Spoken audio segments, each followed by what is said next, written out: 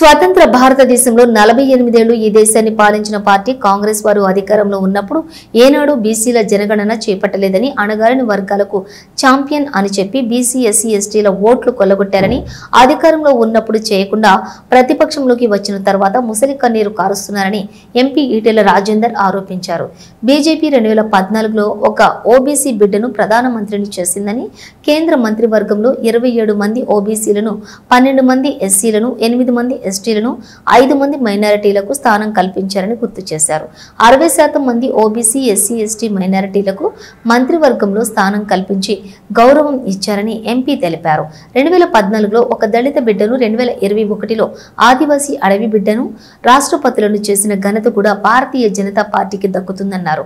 ముసలి కన్నీరు కార్చి కాంగ్రెస్ కి చంపపెట్టులాగా దేశంలో కులగణన చేపట్టనుందని, ఇది హర్షణీయమని, ఓబీసీలకు గొప్ప గుర్తింపు అని, రాజకీయ సామాజిక విద్యా ఉద్యోగాల పరంగా ఓబీసీలకు అవకాశాలు మరింత మెరుగవుతాయని ఎంపీ ఈటెల తెలిపారు. కేంద్ర ప్రభుత్వ నిర్ణయాన్ని స్వాగతిస్తున్నామని ప్రధాని మోదీకి, మంత్రులకు కృతజ్ఞతలు తెలిపారు.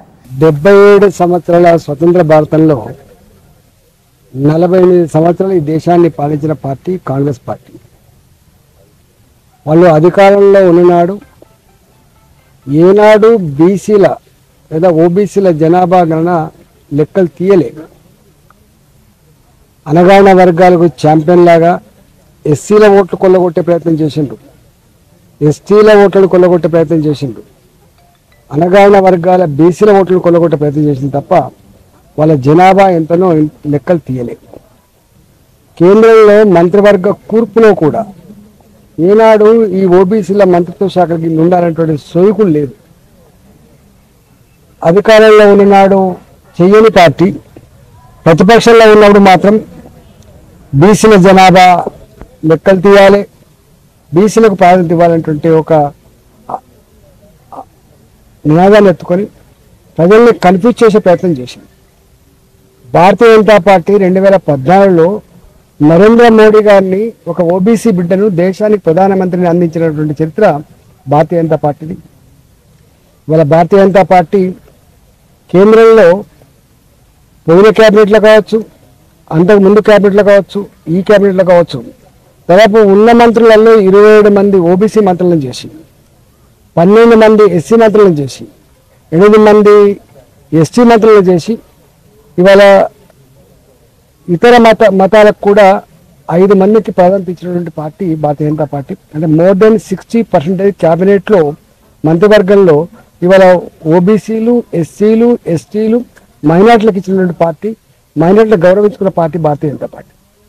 2014లో అధికారం రాగానే ఒక అనగారిన వర్గాల దళిత బిడ్డను ఇవాళ రాష్ట్రపతిని చేసిన చరిత్ర మాది.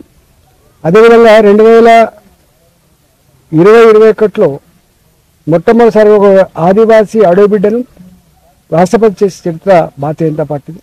ఇవాళ ముసలి కన్నీళ్లు కాస్తున్నటువంటి కాంగ్రెస్ పార్టీకి ఒక చెంపపెట్టులాగా స్వతంత్రం వచ్చిన తర్వాత ఇప్పటి వరకు ఓబీసీల కులగణన జరిగినటువంటి ఈ దేశంలో ఇవాళ మా ప్రభుత్వం, భారతీయ జనతా పార్టీ ప్రభుత్వం, ఇవాళ ఎన్డీఏ సర్కార్ దేశంలో ఓబీసీల కులగణన జరగాలని ఇవాళ ప్రతి 10 సంవత్సరాలకు ఒకసారి జనాభా లెక్కలు తీస్తుండ్రు. ఈసారి జరిగే జనాభా లెక్కలలో ఇది తప్పకుండా తీయాలని చెప్పి నిర్ణయం తీయడం అనేది హర్షించదగ్గ విషయం.